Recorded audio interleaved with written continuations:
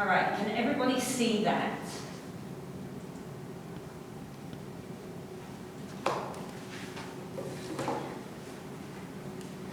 And if it goes silent, this morning we had no problems with this reconnecting cycle, but last week we lost almost an entire class of sound. And when I'm in the screen share, I can't see my microphone icon, so I didn't know. All right, so if my microphone goes quiet, it's relatively sure bet I didn't stop talking, because that doesn't happen. So give me a yell if you can't hear me, okay? All right, so I just wanted to pop back to this idea of the pear shape and the apple shape. So the visceral fat that is typically more male, but that doesn't mean it doesn't occur in females, right? That's kind of apple shaped. And then this pear shape that we have is typically more female. Again, you do see it in males. And that's due to subcutaneous deposits around the hips and the butts and the upper thighs, okay? So one thing to bear in mind in case you end up working with people who are overweight or obese, or that actually becomes your population of choice, there's a little bit of difference. The research says in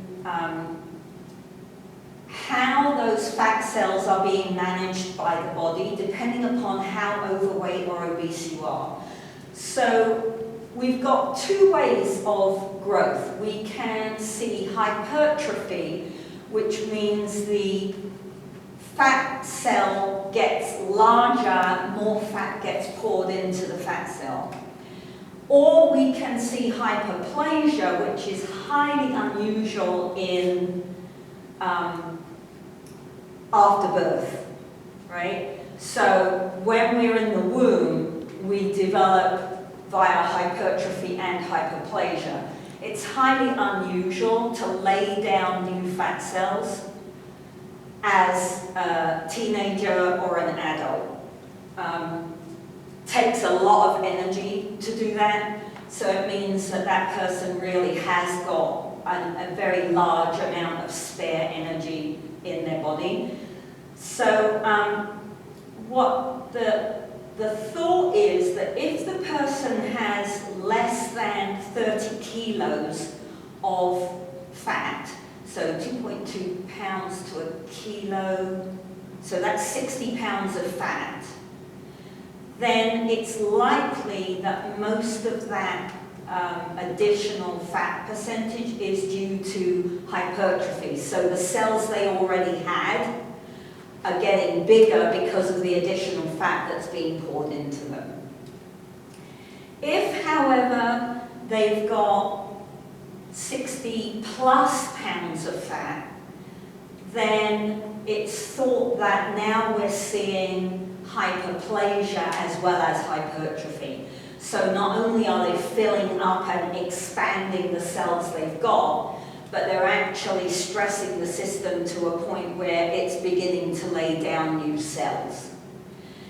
That's key, right? Because once you've laid down new cells, they don't go away. So hyperplastic fat cells don't ever leave your body, right? If you manage to lose weight, the fat cell is still sitting there, so you can fill it back up again. It doesn't just go away when you lose weight. You only lose the fat out of the cell. It's kind of like a balloon scenario, right? If I fill up a water balloon and then I pull the water out, I still have the balloon, okay? So I have absolutely no idea how they managed to work this out, but apparently a normal, whatever that means, individual has somewhere around 25 billion adipocytes, fat cells, and an extremely obese individual would have somewhere between 60 and 80 billion adipocytes. So you can see the problem, because now there's no way of getting rid of those cells, right? So they're just sitting there really waiting for you to goof up with your energy expenditure. Okay, we went through that one, we went through that one, we were here, I think. So we were looking at this idea that it's possible to be too thin as well as possible to be too fat, right? Also remember that it isn't impossible to be healthy and overweight, right? For some people, they can still have very good cardiovascular fitness. They can still be very flexible and be overweight, right? So try also to keep that in mind, especially if you go into something like personal training. Don't assume that someone is unhealthy because they're carrying a little bit of extra weight, all right?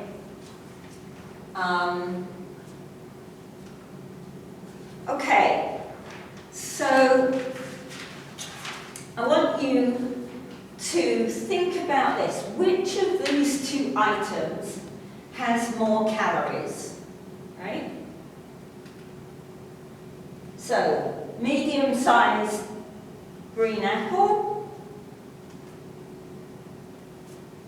or a small, medium, low-fat, fat-free banana muffin?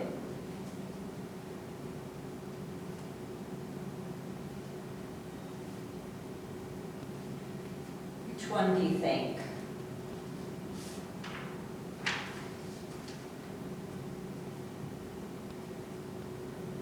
See, normally I would say hands up for the apple, hands up for the fat-free banana muffin, but that doesn't work right now.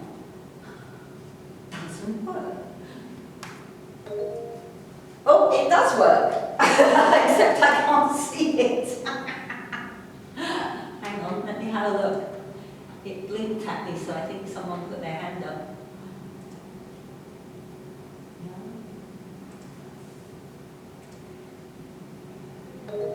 Ryan. Okay, Ryan, which one? I'm going to say the muffin. The muffin has the least calories.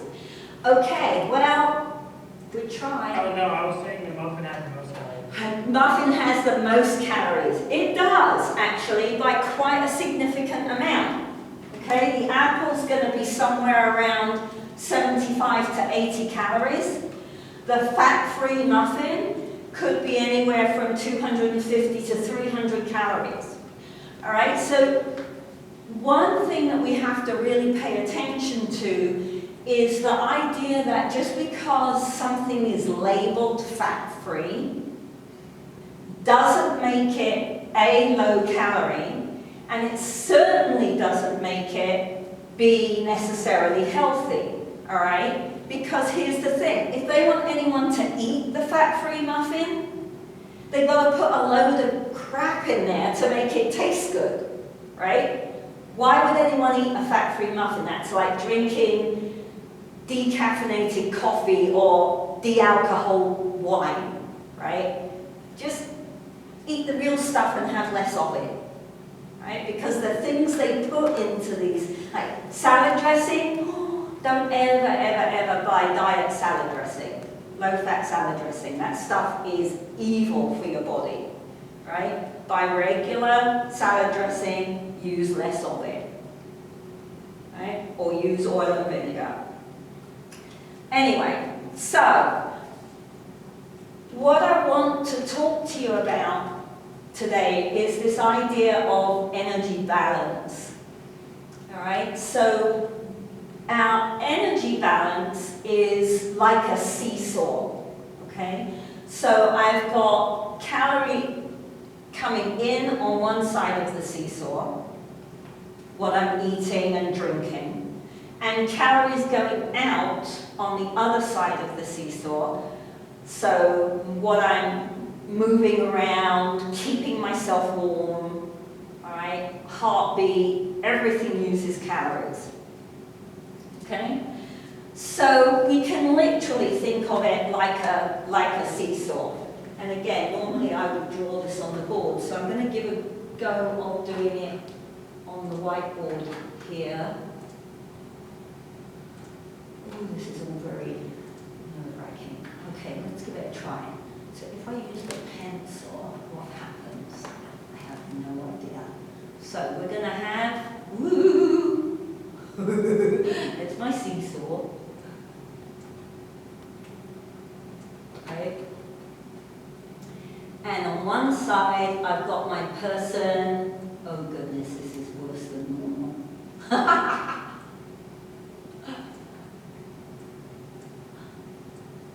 She's a girl. All right, there's my person using energy. And on this side, I've got, something that looks like boxes of food. Okay? So the idea is that if I can maintain the balance of the seesaw, then I neither gain weight nor lose weight. Right? If my calorie expenditure, so what's happening on this side with my person, is greater than my calories I'm taking in, then I will lose body mass. Right? On the other hand, if my calories coming in are greater than the calories going out, I will gain body mass. Right? Does that make sense? So, calories that I'm spending aren't just physical activity. Okay? So over here I have my hold on, let me get rid of that. Oh no, that wasn't what I wanted to do. Oh, poop. Okay, so on the person side, then my calorie expenditure equals my resting metabolic rate, which on the quiz you had BMR, no BMI, BMR.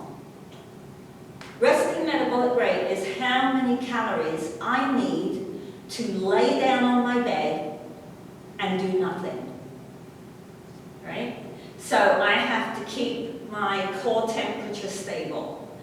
My heart has to beat, my digestive system has to work, my respiratory system has to work, my brain needs calories all day, all night, right? So my resting metabolic rate is by far and away the largest part of my energy expenditure, okay?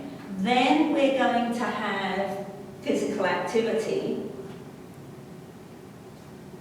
So under physical activity is, yes, my exercise that I do, but also just getting in and out of the car uses calories. Brushing my teeth uses calories, right? So physical activity isn't just exercise, it's everything that I do to move, okay? And then the third part of my calorie expenditure is what we call the thermal effect of a meal, okay? And the thermal effect of a meal, if you consider a big celebration, right? So think about Thanksgiving, okay, since we've got that coming. Think about when you've eaten that great big meal, how hot you start to feel about 20 minutes or so, 30 minutes after you started eating this great big meal. Right? So you might have started off the meal with the heating on and all the windows closed because it's snowing outside. And then by the time you get to dessert, everybody's taking their sweaters off, we've turned the heating down, we might have cracked the window for some fresh air because we're all baking hot. Because breaking down the food that we eat uses energy. And when we use energy, we release heat. And that's why we get so hot. So that thermic effect of a meal is the third part of my calorie expenditure. Okay, let's go back to our PowerPoint.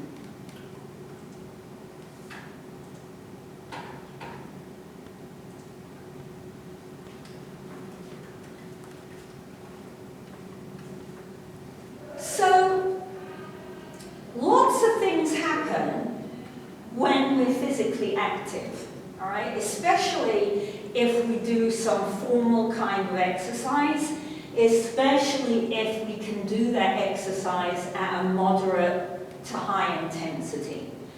So, the obvious thing is that my calorie expenditure of my physical activity goes up. And therefore that side of the seesaw has more calories going out. But we also see a change in resting metabolic rate, right?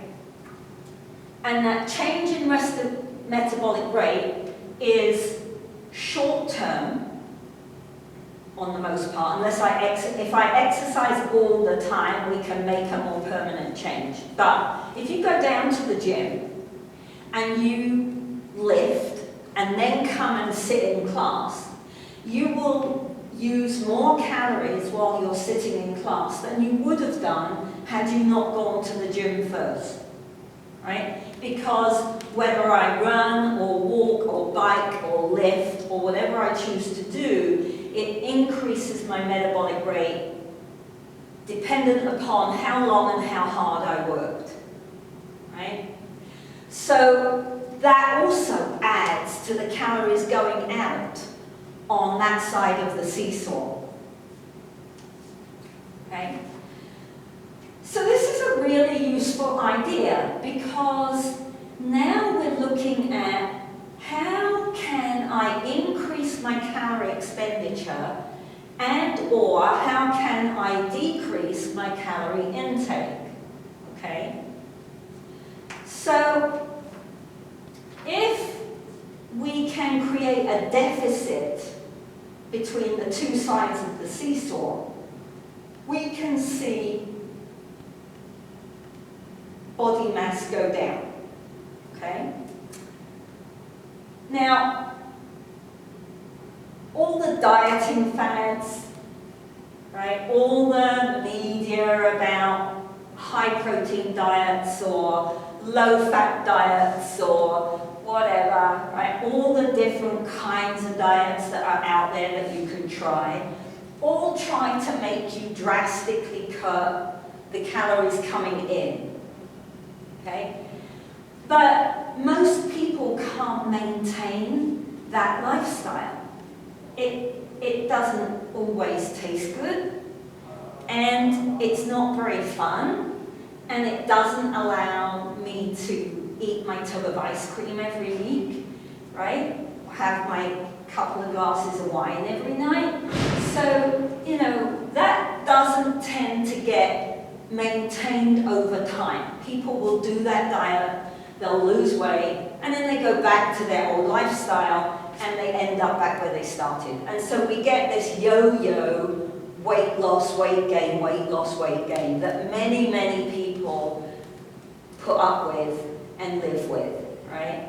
I lose weight, I put on weight. I lose weight so I can get into my bikini, and then I put on weight over the winter because I've got loads of clothes on. I want nice, comforting, warm food that's fattening to deal with the cold. And then next year I have to lose all the weight again so I can get back in my bikini. da-da-da-da-da, right? Very boring, okay? So what I want you to think about is that if I had a deficit of just 100 kilos a day, kilocalories a day, sorry, 100 kilocalories a day, so 100 calories a day deficit would equal 10.5 pounds in 1 year, right? Just for 100 calories. So imagine if all I had to do was cut out the second serving of ice cream. Not cut out both servings, just cut out one, and do a 15-minute walk around the block. And I've probably met my 100-calorie deficit, and in a year's time I could have lost 10 pounds. Now most people want to lose weight a little bit quicker than that, right? 10 pounds in a year, it's a bit slow. You keep it off though, right? But most people are going to go, oh no, I want to lose 10 pounds in 4 or 5 weeks. Okay? 1 to 2 pounds a week is the recommended fat loss. Okay? We don't want to aim for more than, when we see, I don't know, one of the Kardashians on the front of a magazine saying, oh, you've got to try this diet. I lost 10 pounds this week.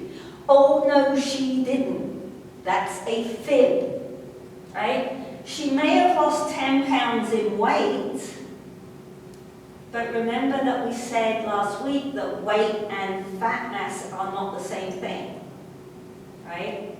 So if you cut out carbohydrates, carbohydrates are stored with water.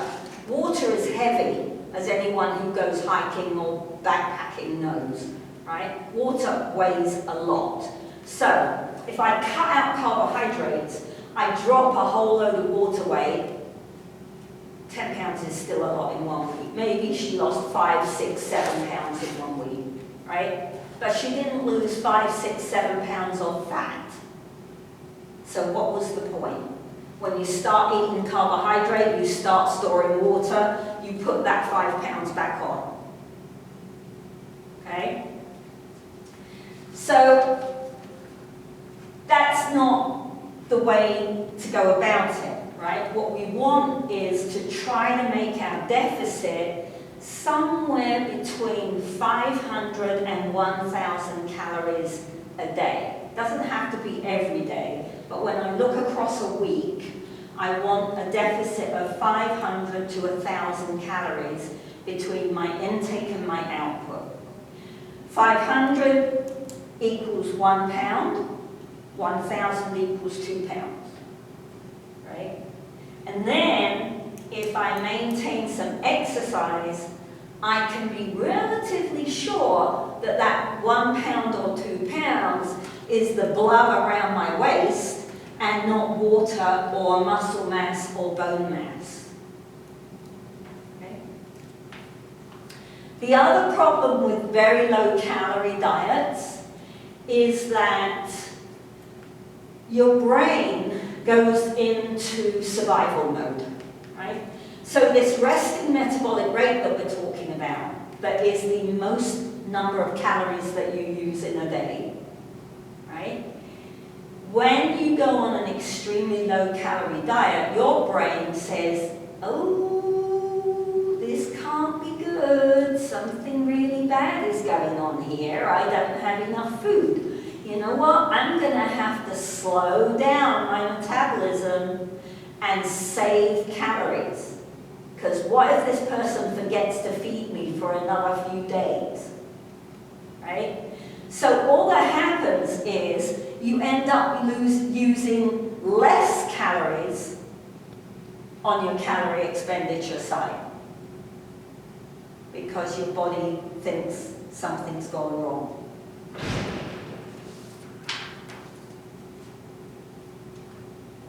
Oh, we did that already. Here we go.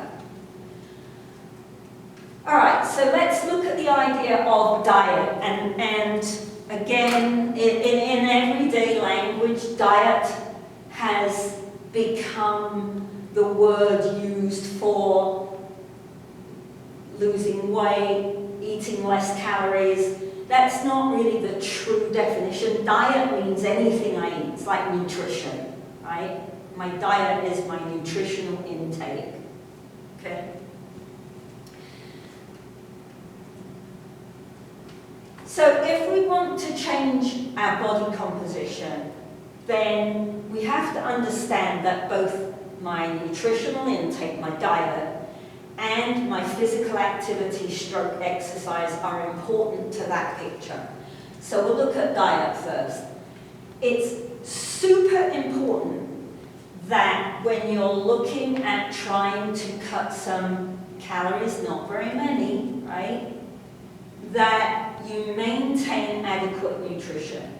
So what a lot of people end up doing is cutting calories the wrong way, and then they don't meet their nutritional needs, right? They don't have the right amount of vitamins, they don't have the right amount of minerals, they don't have the right amount of carbohydrate in the diet, or whatever, okay?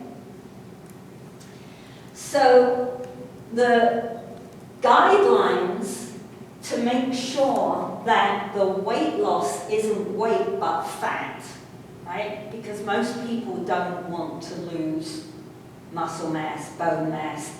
Some athletes will, right? You might get to work with an athlete who's just retired and they were a big, like a shot put thrower or something like that, and they actually do want to lose some muscle mass. That takes a long time to drop muscle mass, right? Got to do a load of aerobics to drop muscle mass. But we want, for most people, when they say I want to lose weight, they mean I want to lose fat, okay? So the guidelines say that we want to drink sufficient water. It's important to stay hydrated. We don't want to lose fat-free mass, we want to lose fat mass, which means we need to stay hydrated so that physical activity is enjoyable, right? We want to make sensible fat choices. So that means I don't cut fat out. I did that once. I was 16. I was told I was fat and I had to lose weight. So I cut fat out altogether. And you know what happens? You can peel your nails. Literally peel your nails. So don't do that. That wasn't healthy. I didn't know any better at the time. I wish I had. You also need some fat in the food that you're eating because fat coats the inside of your stomach and it helps with that feeling of satiation that we talked about last week, with that feeling of being full. It slows down the absorption of your carbohydrates and your proteins so that that food lasts for a longer amount of time. Okay? We want to minimize empty calories. So, soda. Don't drink soda, right? It's a waste of calories. Okay? Drink water or fruit juice. If you really need something sweet, have some apple juice and fizzy water. Don't have soda. Okay? Cut out alcohol. I said that out loud. Not me. I'm not cutting out alcohol. But alcohol has a lot of calories, right? And on the most part, those calories are not very useful, okay? Cut down the fat in your diet. Don't cut it out, okay? Don't reduce calories too drastically because then that basal resting metabolic rate will decrease and the amount of calories on your expenditure side of your seesaw goes down, okay? And keep portions small. So it's much more important that I eat, especially if you're an athlete, much more important that I eat 4 or 5 times a day something small than I eat twice a day 2 great big meals. Right? Because your body cannot use the calories in that meal. If you shove in 5,000 calories in one meal, you're not going to use that. It's not going to get stored as anything except fat.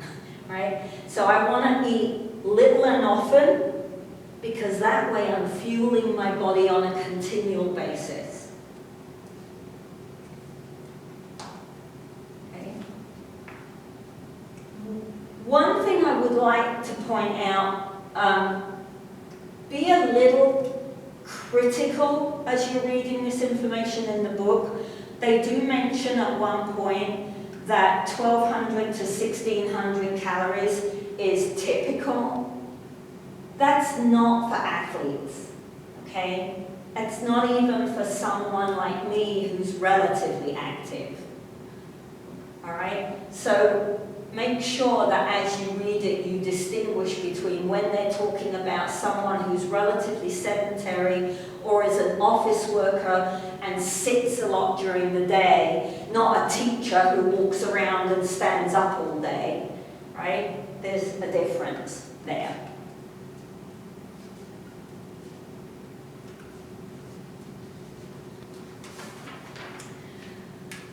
So then we want to look at the physical activity exercise side. What's happening on the other side of the seesaw? All right? So using exercise can help me decrease fat mass because it increases my calorie expenditure and hopefully puts that over my calories that I'm taking in. All right? So if I want to lose fat, I've got 3 options, right? I can leave my physical activity side of the seesaw exactly as it is and cut my calorie intake. It's what a lot of people do. It doesn't prove in the long run to be very effective. I can leave my calorie intake exactly as it is and ramp up my physical activity and exercise, right? Which is an option that athletes often choose because we like to exercise. But as I said last week, this group of you in this class, you are weird, right? You're weird. You are a tiny percentage of the adult population in this country because you enjoy moving and you choose to move when you could otherwise be doing something sedentary, right? And I know it's difficult to get your head around that because it's just something you do, but it's true. So, ramping up the exercise and physical activity might work for us, but it won't work for the typical population, the normal person, because that's too tiring. It makes me sore. I don't have time in my life to exercise for 2 hours a day, right? So the third option is I add a little bit of physical activity and I take a little bit of calories away to make my 500 calorie deficit, right? So exercising can also increase fat-free mass, which would increase your resting metabolic rate because muscles use a lot of energy, right? So I can do either of those options. Trying to estimate my energy expenditure is a little bit difficult unless I'm going into Dr. Barlow's laboratory over in biology, because he has all the fancy equipment to work out your energy expenditure exactly, right? But when we're out in the field, it's a little bit difficult because it depends on lots of things. You know, what's your body mass? What's your composition? How hard are you working out? Which muscles are you using? Are you using large, gross muscles, or do you do something that uses a lot of fine movements and fine muscles? How many sets and reps do I do of something, if I'm doing hill sprints or if I'm in the gym, and how long a rest do I give myself? Okay, so when you're looking at this chapter, box 12.5 is a great summary of this idea of energy balance. And then on page 363, there's a estimation calculation that you can use to estimate what your calorie expenditure was for a run or a walk that you went on. So it takes how far you went, and then it uses your weight, it uses whether you're male and female, so that's very generic, all right? As to how many calories per kilogram per minute you're likely to be using, how hard are you working builds in there, and then how long were you working for. And then it gives you a really rough estimate of how many calories you might have used in that time. Okay?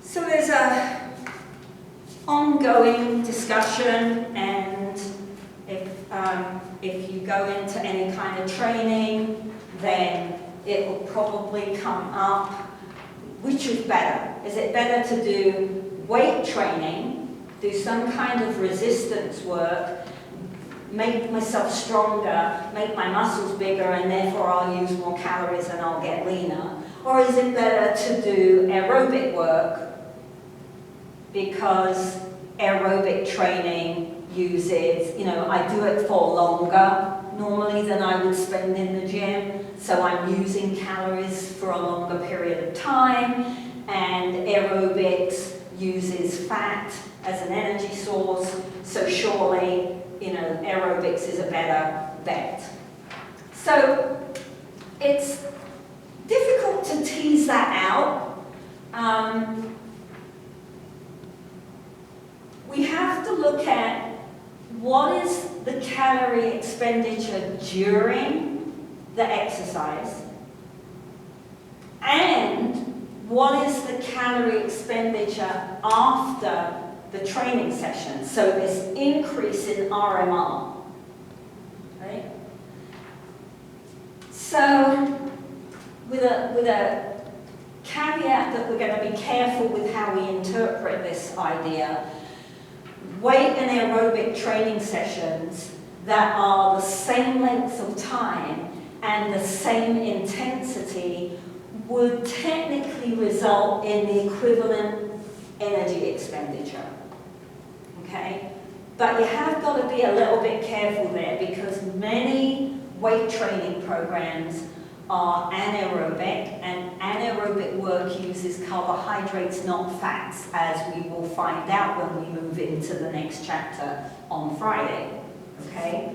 So we've got to be a little bit careful. Now, both types of training obviously increase how many calories I'm using at the time, right?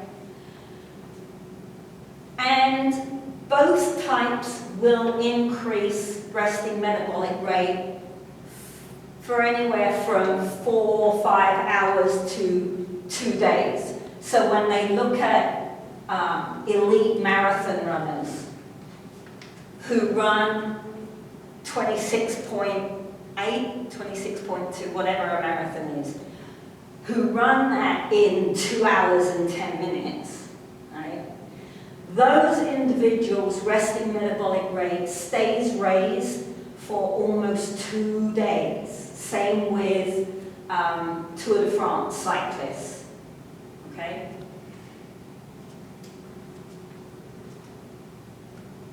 It's possible that for a normal person, unless they push themselves hard in their aerobic workout, that they may use more calories down in the gym, right? Because it's too easy I see it all the time at the walking trail, right? Someone made the effort to get up and go to the trail, and then they're strolling around on their phone having a conversation with their best friend. I'm like, why did you bother? You might as well be sitting on the couch, okay? So I think it's easier to slack off. This is my personal opinion. I don't have research to support this, so I should probably just not say it, but I will anyway. In my opinion, it's easier to slack off in an aerobic workout if you're not motivated than it is to slack off in a weight workout. Because the only way to slack off in a weight workout is just to not do it, right? Weight training does build more fat-free mass, more muscle mass than walking or running. So it has that advantage because, as I said, the more muscles you've got, the higher your metabolic rate is. Okay? So the kind of guidelines say the most effective way of changing your body composition is to combine how you tackle your nutritional intake with an aerobic and a resistance training program. Right? Very important to note, if you don't know this as a fact, that spot reduction is a myth. Okay? So that's another thing that I get mad at. You read these articles, you know, especially with models or very, very, very attractive, very rich actresses. And they go, oh yes, every morning I do 200 sit-ups, and that's why I've got this six-pack, right? Well, the muscles may be there because of the 200 sit-ups every morning. But being able to see the six-pack has nothing to do with the 200 sit-ups, right? Because doing crunches and sit-ups does not make my tummy thin, it makes my tummy strong. And we don't have control over where we lose the weight from, right? You just don't. So you may want to lose it off your butt, especially if you're a female, right? We want to get it off our butt, and then what happens is our boobs disappear, and our butt is still there. Because you don't control where it comes off of. Okay?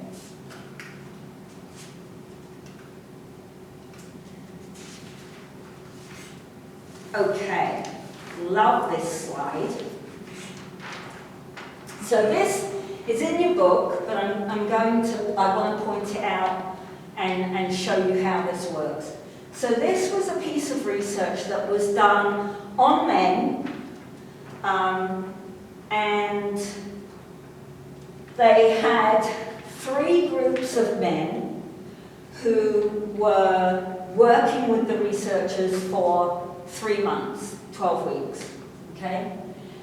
And group A went on a diet, lower calorie intake, right? So they only tackled the intake side of the seesaw. And Dr. Wall. yes. The slides aren't changing for some of us. Okay, thank you. I'm still on the muffin slide. Oh no! Oh grief. Why is this happening? Oh yeah, I just changed here as well. Which one are you on now? I'm on the little chunky guy on the train. Chunky guy on the treadmill, that's where we want to be. Okay, I'm sorry, I don't know what is going on here. If I'm sharing the screen, you should see what I'm seeing. All right, let's do it this way. This is going to be the last one for today anyway. So, Group A just tackled the calorie intake side of the seesaw. And over 12 weeks, they lost 20 pounds. Group B decreased their calorie intake and did an aerobic training program. And they lost about 20 pounds. And Group C decreased their calorie intake, did aerobics, and did a resistance workout as well. And they lost about 20 pounds. So it's, you know, you look at that piece of research and you go, duh, right? Except when you look closer at body composition. Group A lost, of that 20 pounds, 69% was fat mass. Right? So that means they lost water, they lost probably over the course of 12 weeks some muscle mass, because they had decreased their calories and they weren't exercising. Group B, of their 20 pounds, about 78% was fat mass. Right? So much better than Group A. They lost more fat in their 20 pounds. And then we get to Group C. Right? And here's the kicker. If I combine calorie intake and aerobics and resistance work, 97% of that 20 pounds was fat loss. Not water, not bone mass, not muscle mass. Right? Which is crucial, especially if you're working with not an athlete population, if you're working with a normal population, right? Or you're working with children who are overweight or obese. What we want is the most amount of fat loss and the most amount of muscle maintenance. Okay? Questions? Comments? I don't know what is going on with the slides. That happened this morning as well, and it never happened last week. It's random. It's random. Everything is random. It's like, okay, now we don't have the reconnection problem, but we got a different one. Yeah. But thank you for letting me know. Comments, questions? I do have office hours this afternoon, so if we close up shop and then you go, oh, and you want to ask me a question, you can jump into my office hours, send me a discussion board question or an email.